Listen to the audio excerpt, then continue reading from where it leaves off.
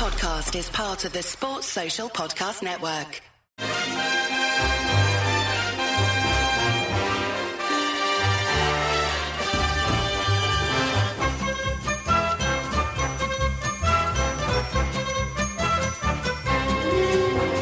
Hello everyone, I'm Chris Wynn and welcome to How We're the Podcast, as we're still carrying on looking back at the semi-final as a distraction from worrying too much about the final at the moment. And I've got a couple of people to talk through it yet again. And first up, you might not even have to guess, because if you could have, I think you'd have been doing a 3-day live podcast that started at the final whistle. It is, of course, Gav. All right, mate? I am, mate. I'm feeling chip at the day. Was at the Empire last night to watch Sunderland's story, which was absolutely brilliant. And I wanted to start the first thing I say about that, because if people haven't got tickets to go and see Sunderland's story at the Sunderland Empire yet, you're mad. You need to go and get them. It runs till the 31st of this month. I mean, if you were passionate after Tuesday, this just ramps it up another level. It gets you. I would run through brick walls this morning, and I felt even more energetic last night. So yeah, feeling good, mate. Well, I didn't think you could get any more kind of buzzing and up for it and all this sort of stuff. But the messages came through last night. You got a second win, so I didn't know how you were going to be for this. But we've talked a lot from a Sunderland perspective about the two legs that we had to navigate. So we thought we'd talk to someone to provide a Coventry viewpoint on the whole thing. And we're very pleased to be joined by Andy Turner from the Coventry Telegraph. Hello, Andy. Good morning. Nice to speak to you, boys. Yes, we were talking before this because we spoke to you last, just after the 3-0 defeat that you inflicted on Sunderland on the 15th of March. So you're talking what is it, 6 weeks or something like that? I mean, it's crazy how much it's happened since we last talked to you. It is, yeah. I mean, it's been a really exciting end to the season, and for all Coventry's disappointment at sort of them falling at the sort of the penultimate hurdle, if you like, in the playoffs. The perspective here, I think, is the fact that the last 3 seasons they've had something really tangible to get a hold of and to get excited about, with the playoff final against Luton and, at Wembley, albeit ending in disappointment, but, it was a big day out and great achievement to get there in the first place and all the rest of it. And then last year with the FA Cup semi-final, when they, by rights, they were denied by that ridiculous VAR decision, and by rights they should have sort of got to the final. But another day out of Wembley, and then making the semi-finals this year after the poor start they'd had. So I think there's a bit of perspective needed from a Coventry point of view. But yeah, there's been a lot happened, hasn't there, over the last 6 weeks. Yeah, and we would have never have thought after that 3-0 defeat, Andy, that we would write another chapter in the Sunderland Coventry saga like we have.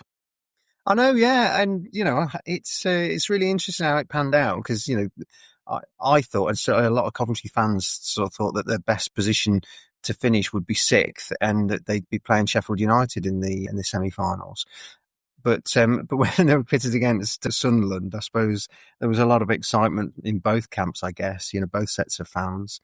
And congratulations to Sunderland, and it's going to be a great day out for Black Cats fans, going en masse to Wembley, and hopefully a great day out for you guys. Yeah, when we get there, to stress is sorting it out. That has to happen first. But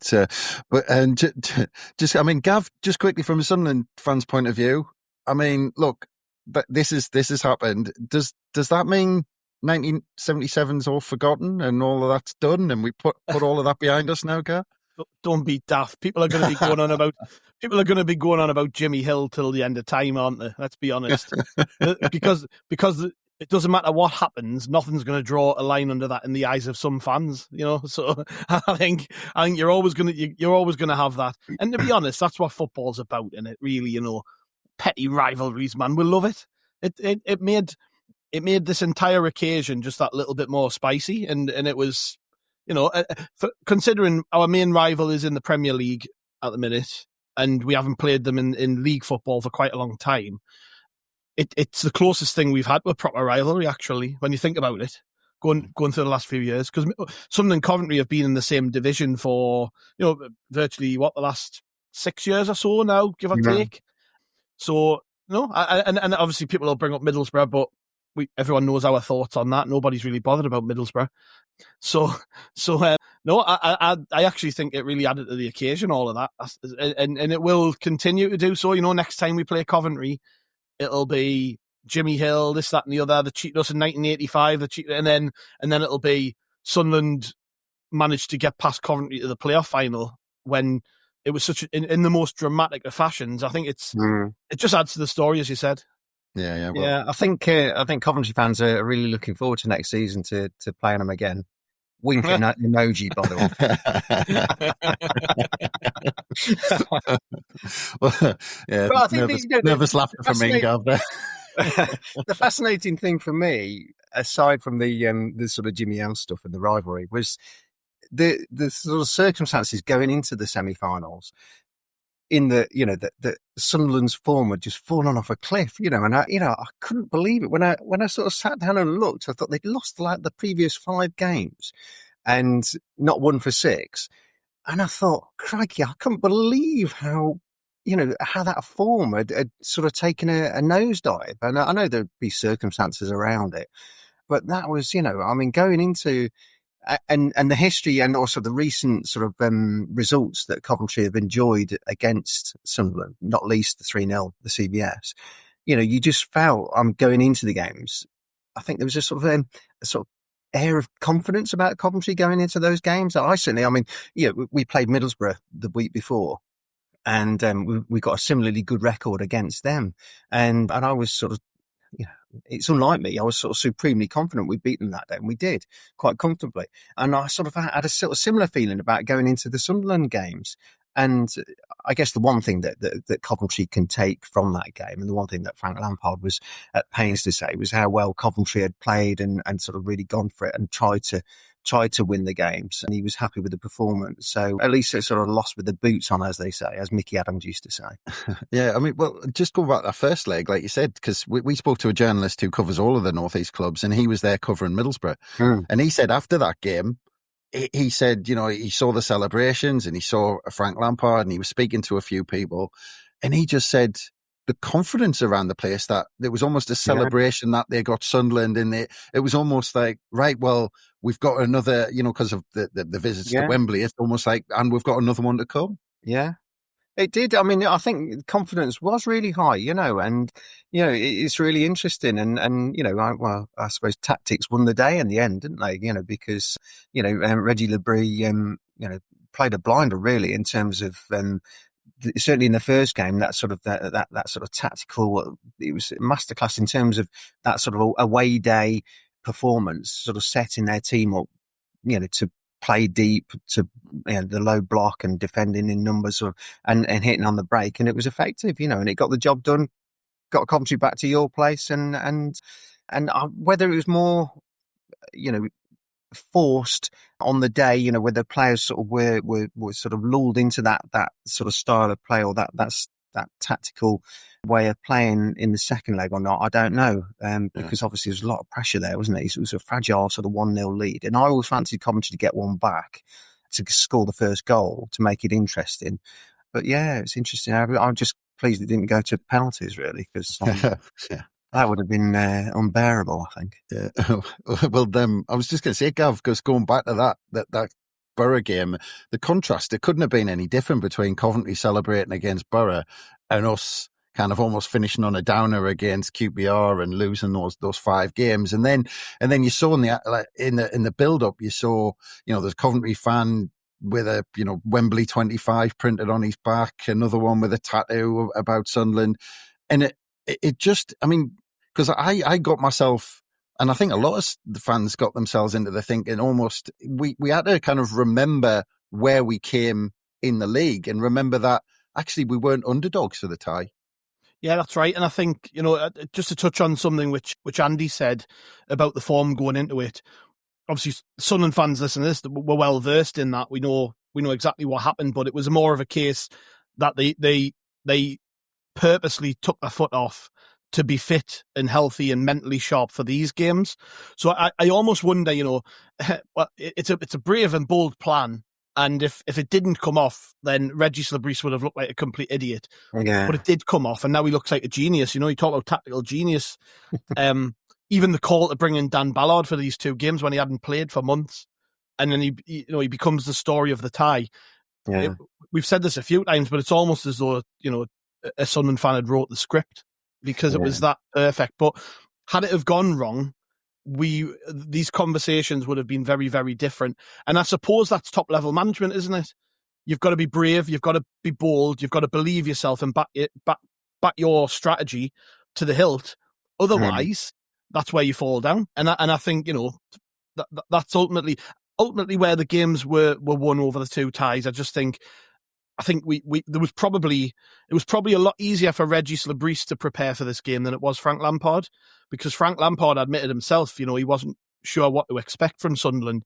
I heard his press conference before the first tie, and he was talking about, basically how you learn very little from those 5 games from Sunderland, whereas, they've just got to try and plan and do their thing and play it their way.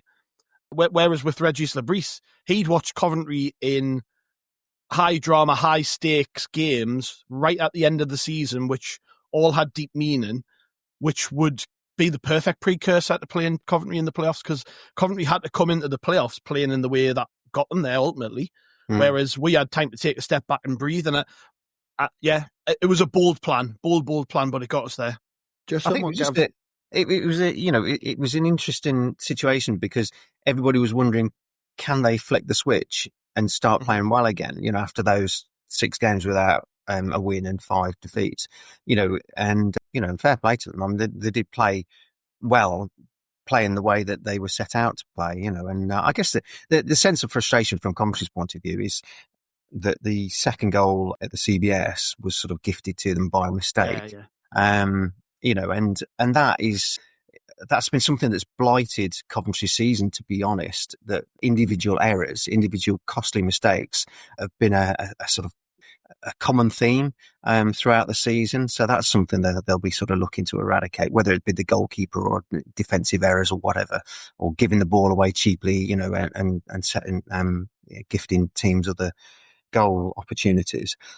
But also, I think that there's a sense of frustration. I think that on the night on Tuesday night, that you need all your big players to sort of really come to the table, really, and give a really big performance. And the one player that that probably didn't perform to his high standards was Haji Wright. Who obviously scored a hat-trick against Sunderland in the league game.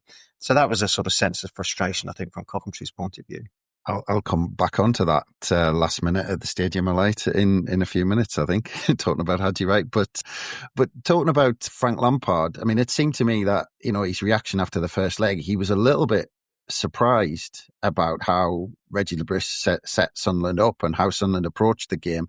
And obviously after the game, after that first leg, I saw Frank Lampard talking to Sky Sports, I assume it was, and he just seemed absolutely gutted, like the whole thing was over. And I was so surprised about how down he looked. Like you almost think, even if he's feeling like that, he should give the impression that, nope, this isn't a bad thing, and we're up, and we'll get up for this. I mean, was it clear that he just thought after that first leg, this was our chance at home? I mean, what I would say is that, I've only known him, 5 months or something like that. And in that time, he's been a breath of fresh air in terms of, in press conferences, he's been sort of, he'll sort of chat away and give you really interesting and long and detailed answers and stuff like that. And, that was the first time I'd seen him really down and just give really sort of short, sharpish answers. And he was clearly gutted and really disappointed that they, I think he was more gutted the fact that they gifted that second goal. I think that was the thing. But what he did know, and what he knew from his experience with Derby, not least Champions League ties that he'd played in, but when he was manager of Derby, obviously, they played Leeds in the semi-finals, and in the first leg lost convincingly 1-0. It was albeit only 1-0, but it was a really good Leeds United team that year. They lost 1-0 and they turned it round at Ellen Road and went up there and won 4-2. So I think, he knew that the tie wasn't over by any stretch of the imagination. So I think, he was quietly confident that these lads could do it, albeit knowing they were going to be up against it going to the stadium like, intense atmosphere and stuff like that. But yeah, I think, he sort of had mixed feelings. I think he was more fed up really about the manner in which they'd given it away at the end. Yeah, but just there was that huge mistake, obviously, that gave us the lead. But was there not an overall frustration? Because, I mean, nobody could argue how much Coventry dominated that first game. But was there not a frustration that, they didn't actually create many chances? And, Patterson virtually had nothing to do throughout the game. Yeah, I guess there was, but I mean, I guess, it's that sort of final ball, isn't it, into the box or whatever.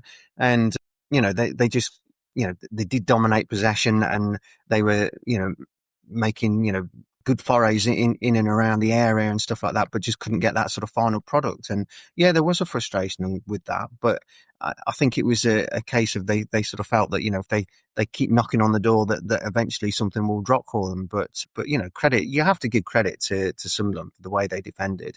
I mean, so well organised that it was, they just did a perfect job, didn't they? It was a terrific defensive display, and sometimes you just have to hold your hands up and sort of say, well, they were too good defensively on the day. Well, I mean, Gav, on this, I mean, because that was almost the story of the two legs, wasn't it? And I mean, we've talked a little bit, but that the fact that they had so much of the ball, and Régis Bris has come out afterwards and said it's not how we planned it, and in an ideal world, he didn't want that to happen. Yeah. But Coventry forced themselves on us, Gav, and then, as I said there, that was the story of the game, the two legs really, that they pinned us in. And they kept crossing the ball into the box. But if you look across the two games, if you put a montage of all of Patterson's saves, it wouldn't be very long. No, to be honest, other than the goal that they did score, I can't remember him having anything to do. There were a couple of chances which Coventry should have buried, particularly in the second leg.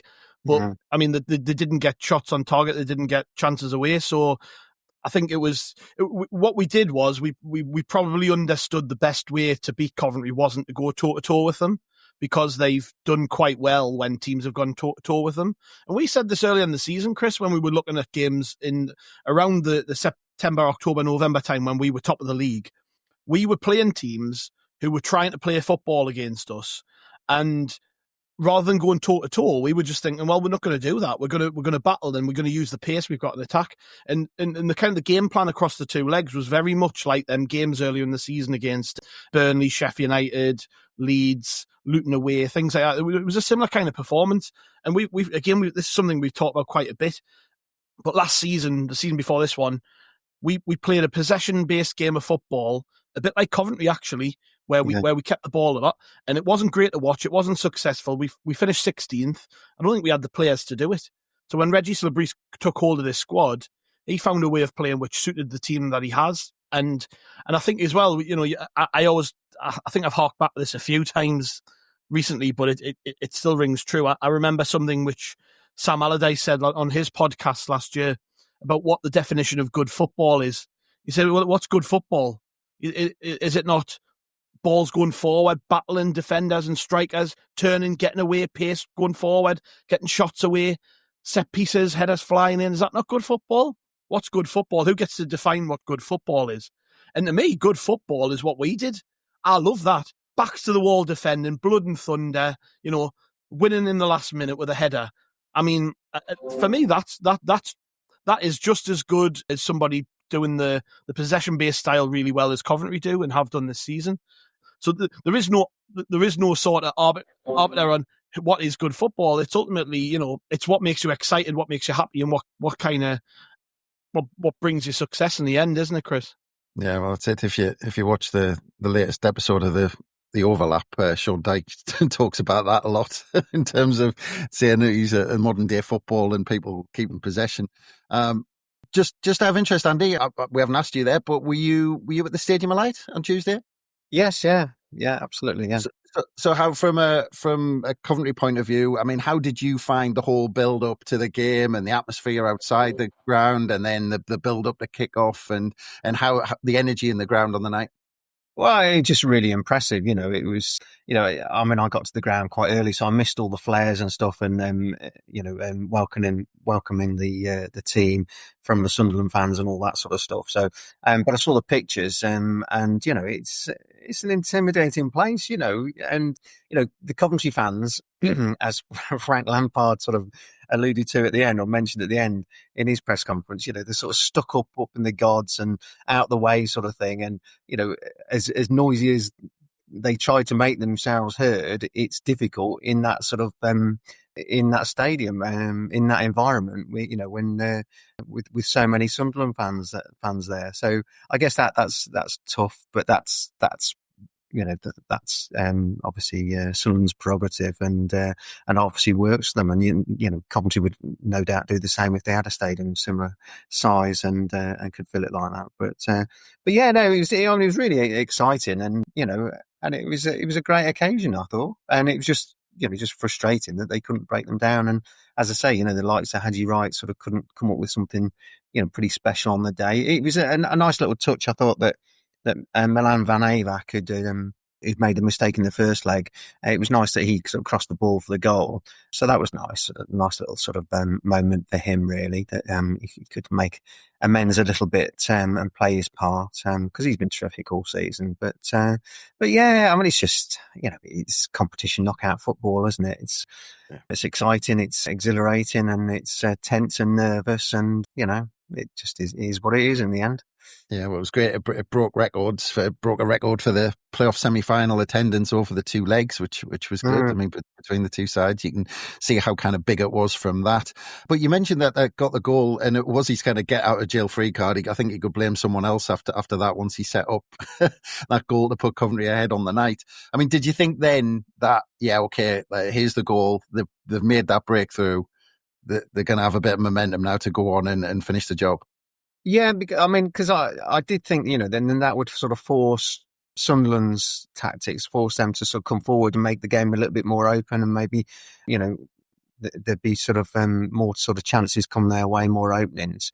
But it didn't really happen. I mean, and we mentioned Haji again, that chance at the end of the 90 minutes, had that got in, it would have been a different story altogether. We'd have been a different conversation, but it didn't. So, fair play to Sunderland for getting over the line. Yeah, I mean, Gav, just from your point of view, is that a sign from how well Coventry actually played, that after they scored the goal, that actually we couldn't change the game that much until the end of the 90 minutes? Yeah, because they were controlled, weren't they? So it's very, we talk about flipping a switch in a game. It's very difficult to immediately, once you concede, immediately, right, we're going to be on the front foot now, because you've played the entirety of the two legs in, with a low block trying to break forward. So I actually think, you didn't see the best of Sunderland on the front foot until we changed the shape, the tactics, and we made subs so that we could play in that way. Mundell came on, Rig went on the right. We were more a familiar shape to what we've had in recent weeks, and then you saw the best of us on the front foot. But in that moment when we conceded, we didn't have them players on the pitch. But Régis Bris again is very focused on what he does, so he'll have known at some point we were going to concede, and he wouldn't have panicked. He would have been happy with the plan, and thinking, well, if it does go into extra time, I've got a plan for extra time, and which is what he had. And just while you were talking about in there, Haji Wright, I want to pick your brains on him, Andy, because some of the stuff I've seen from Coventry fans about him has really took me by surprise, because he's been given absolute pelters. Given he scored 4 goals against Sunderland this season, I've seen how good he is. Right. I mean, I just want to grab your thoughts on that, because we don't see an awful lot of him. We've only seen him at his best, clearly. Yeah. Well, I think the criticism's been quite unfair, to be honest, and very harsh. I mean, he was joint top scorer with 19 last season, and that was in his first season in the Championship. And, he had, I think it was 3 months out injured this season, because he got injured at the Stadium Light in the first game that we played there in the league. And so he's missed a huge chunk of the season, and he's our biggest goal threat, other than Jack Rodoni, who sort of emerged as a bit of a superstar this season. And I guess it is really harsh. And the only the one criticism I think that he gets is that he gets accused of being a little bit lazy, not working hard enough. Now, he's often been deployed wide of a front three, and I think his best position is down the middle, but he's often been deployed as wide as a left three, largely because Ephron Mason-Clark, who made his comeback to the starting lineup on Tuesday night, he'd been injured. He's been injured at various points this season. And so he often gets criticised for not tracking back, not helping the fullback enough. And on Tuesday night, again, he got this sort of demeanour. I don't know whether it was a languid demeanour or whatever, but people sort of seemed to read into his demeanour that he wasn't sort of working hard enough. And I think it's a bit unfair because I think it's just his style of play. It's just the way he does play. And I think often Coventry fans might compare him to Victor Gyökeres, particularly when he's got the ball at his feet and he tries to run and take players on. I mean, Gyökeres was so strong and could do that. He could out-muscle players and stuff like that. Well, Haji Wright's a different player. I mean, they've got similar traits in some respects, but he's not a strong, when he goes sort of route one, when he picks up the ball from the halfway line or whatever, or was played in behind. So, yeah, I think the criticism is a little bit harsh, but I think had he played the whole of the season, not had 2 or 3 months off injured, I think he would have finished, on 15 goals plus. And I think moving forward, assuming the club decide they want to keep him, I think he will be come again good next season and be their top scorer. Well, I think he is a good player. He's a good finisher, but he's just had patchy form. Yeah. Well, I think if you replace the name with, instead of Wright, put Simms in there, and that's the conversation Sunderland had with Ellis Simms when he was at Sunderland, pretty much word for word, exactly the same conversation. That was a surprise too, by the way. He never got a minute of action, did he, Ellis Simms? No. Yeah, and I was surprised actually because, again, Ellis has been. He's one of those players that, Frank Lampard said a few weeks back, he said he's one of those players that sometimes he wants to poke, almost before a game and sort of get riled or get angry sort of thing. Because he, like Haji, I suppose, they're very sort of similar, very laid back characters. And sometimes you just want him to get angry just to bully. And Ellis Simms, his physical attributes, he's big, strong, physical, and he should be beating centre halves up. Eating them for breakfast sort of thing, and on occasions he does do that, but it's not consistent. And until he gets that into his game, I think he'll continue to be frustrating, really, and frustrating for coaches. He's got all the attributes, but you just want to see it week in, week out. So I don't know what's going to happen with Ellis Simms because, he's a source of frustration again. But, he has got all the quality there. And you think, you've seen him score some great goals. He's got, he can score left foot, right foot, head. He's got everything there. You just want it all to come together on a consistent basis. Yeah. Yeah, well, look, let's get into this, the actual moment itself, like 122nd minute on the dot, pretty much to the second, I think it was, with 2 minutes injury time. I was preparing for penalty, so actually at the time, I didn't even register that we'd got a corner. I don't think I was so kind of concerned and worried about penalties. But in a moment like that, you've gone through all of that. You've got a press box that's preparing their penalty lines or whatever, or preparing their headlines, draw after extra time and all this sort of stuff. How is a press box after a moment like that? Because do you have half that goes up and half that, is scribbling away? Does everyone just stare at what's happening? What's it like when there's a moment like that?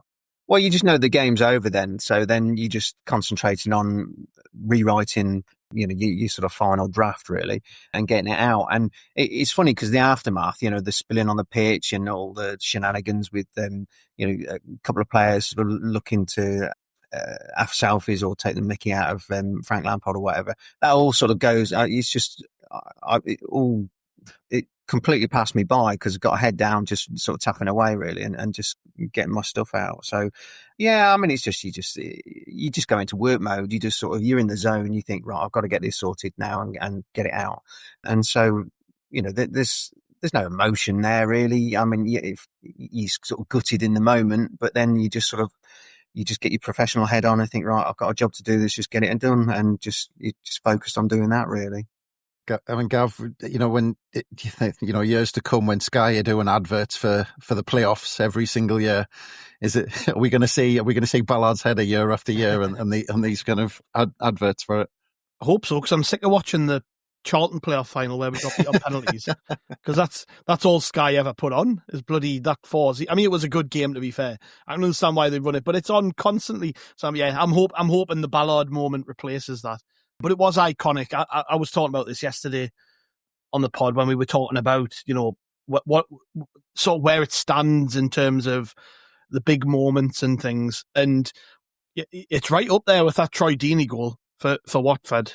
When they got past, who did they play? Was it Palace or Leicester? I can't remember now. I think it was Leicester, wasn't it? But it's right up there with that. But in terms of Sunderland moments, you think of Carlos Edwards' goal against Burnley, which got us promoted. I mean, roof blew off the stadium that night. Defoe's volley against Newcastle, which everyone knows I missed that one, but never mind. Barini, yeah, the big goal against Newcastle. So these are when you think about like all these big moments at the Stadium of Light, for me, that eclipses every single one of them. The feeling I had in that ground, I've never experienced at a football game. It was outrageous. Everywhere you look, there were bodies flying all over the place, and the noise in the place was deafening. And have you seen that video of the guy recording from his house 2 miles away? Mm-hmm. And all you could hear was Sunderland. It was like as though there was 49,000 Sunderland fans in his back garden. I mean, I genuinely do think once it does settle on this, we might get promoted, and we might have a moment in the playoff final which eclipses that moment. But I really doubt it. I don't think you're ever going to get another moment like that for another 30, 40 years. It's one of those type of once in a generation moments at a football game that. I mean, there's a reason the whole world's talking about it still 3 days later. You turn on TalkSport and you look on social media and people are still sharing the goal and talking about it because the roof absolutely blew off the place. It was, right up there. I would say probably the top moment I've ever had in the ground. Yeah. I mean, is it one of them that you'd have preferred to experience as a neutral, Andy, of course? That, it's hard to gauge when you're involved in the side that, I mean, listen, I don't tend to get too emotional about these things, to be honest. I know I've got colleagues that are really big City fans who work for the local radio station, and it really affects them, and I just seem to, I don't know, I just sort of stay level-headed. I mean, my kids were gutted, they were back home watching it in the local bar, sports bar and stuff, and and it really affected them. They were really, not upset, but disappointed and stuff. But I've been doing this job too long to get too emotional about these things, and you just sort of, the bigger picture for me is that the last 7 or 8 years have been fantastic for me covering the club because of the success they've had. It's all relative success, I know. But, when they dropped out of the Premier League in 2001, I mean, it was just miserable for about 10, 15 years. It was horrible. I mean, Championship football, they were struggling at away games and just even at home, and then all the nonsense with the owners and the ground shares and all that sort of stuff, all that trauma and off-field nonsense, it was a toxic time to be sort of following the club. And so, it's all relative success to me, and the fact that they made the playoffs, having the starting point when Frank took over, they were 17th in the league, 2 points off the relegation zone, and everybody had written them off in terms of the playoffs at that point. And so, the journey, those 10 games winning run that Frank produced, it was a great time to be following the club, as a fan and as a football writer.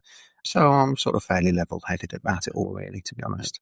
Well, Gav's already mentioned our penalty defeat against Charlton, and then we had a last-minute defeat against Charlton again at Wembley when we were in League One. We had a last-minute goal, I think, or a late goal against Palace, I remember, about 20 years ago to get beat in a playoff semi-final under Mick McCarthy. That was on penalties, wasn't it? But there was a late goal. Who was it who scored it again? It was that big, bold...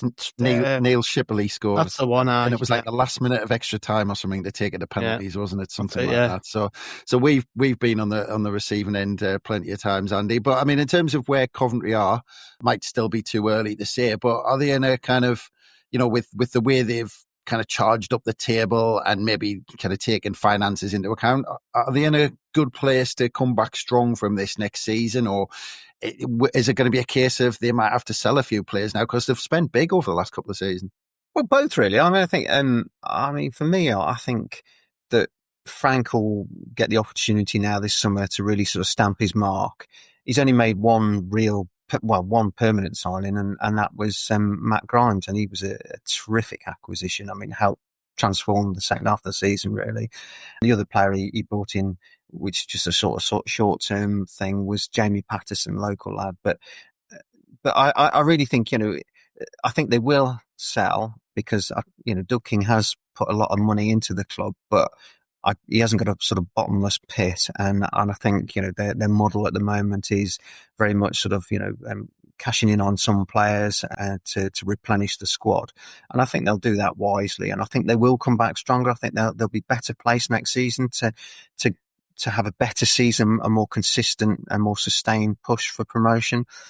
Whether that involves automatic promotion pushing, I'm not sure, but certainly I think they would like to probably feel that they're in the position to do what maybe Sunderland did over the course of the season. I mean, you were pretty much in the top six, weren't you, for most of the season? And, and all credit to them for that. I mean, that's not an easy thing to do. It's one thing sort of getting into the top six, but it's a whole another sort of thing, sort of mentally and physically, to sort of stay there over the course of the season. So I think that would be a target, and a realistic target, assuming that Frank can replenish his squad and get the players he needs just to, I think that there will be players that will fall by the wayside, and, they'll sort of, boost the ranks. They certainly need a prolific goal scorer, or as a regular goal scorer, I think. And so something might have to give in that department. Defence needs bolstering. They need a goalkeeper.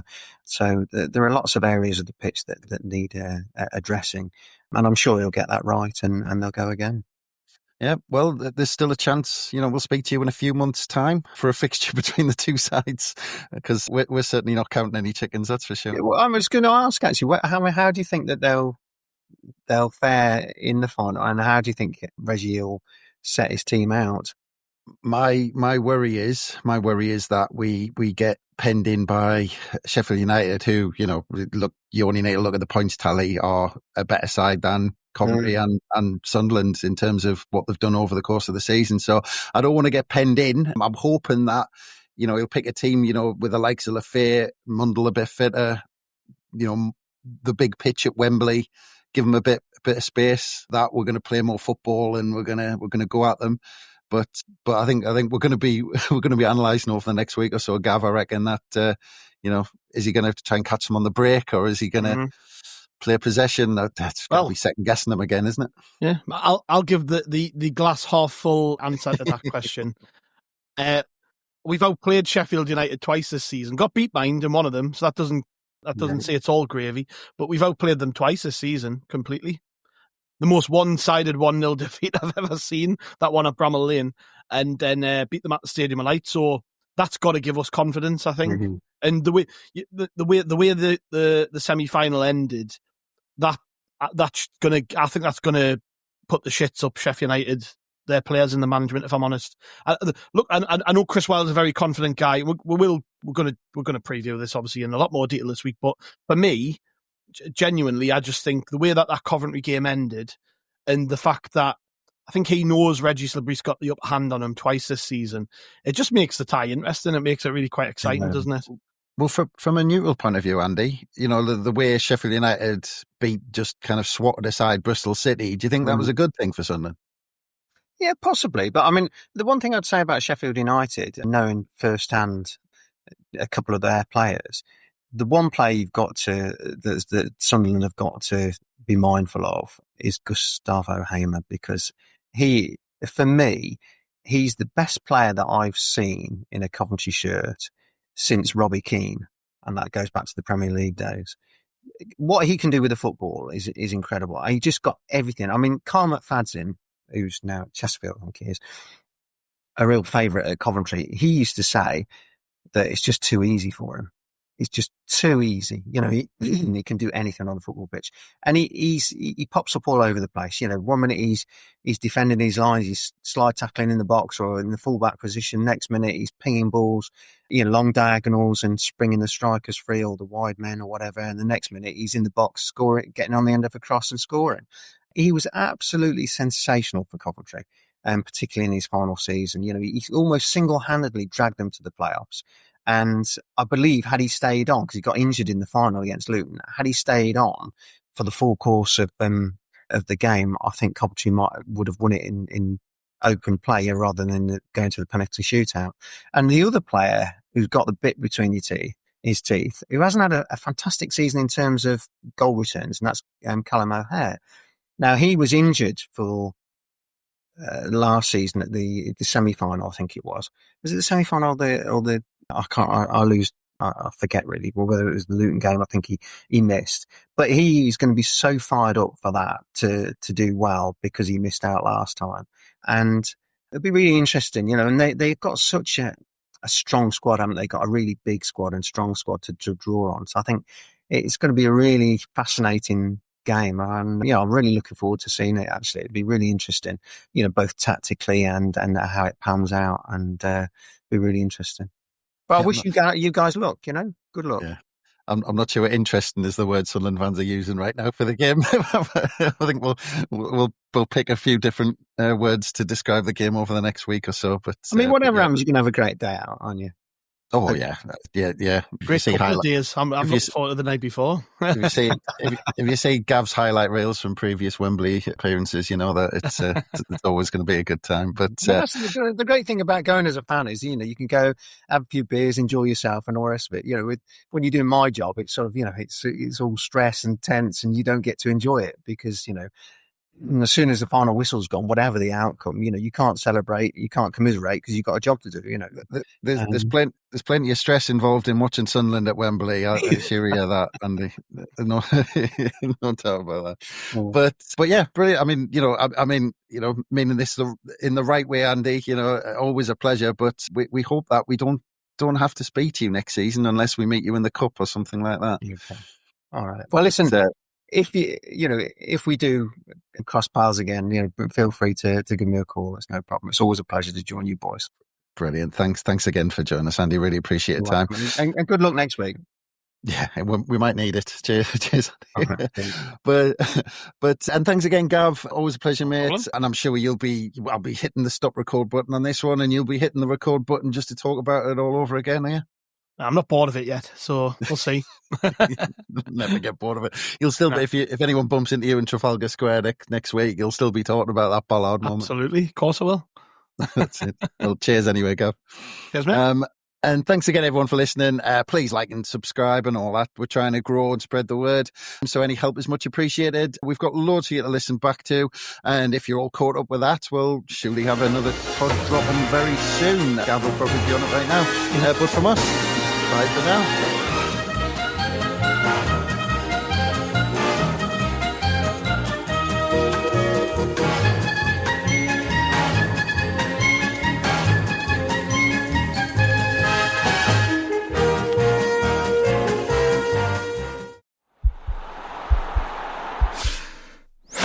This podcast is part of the Sports Social Podcast Network.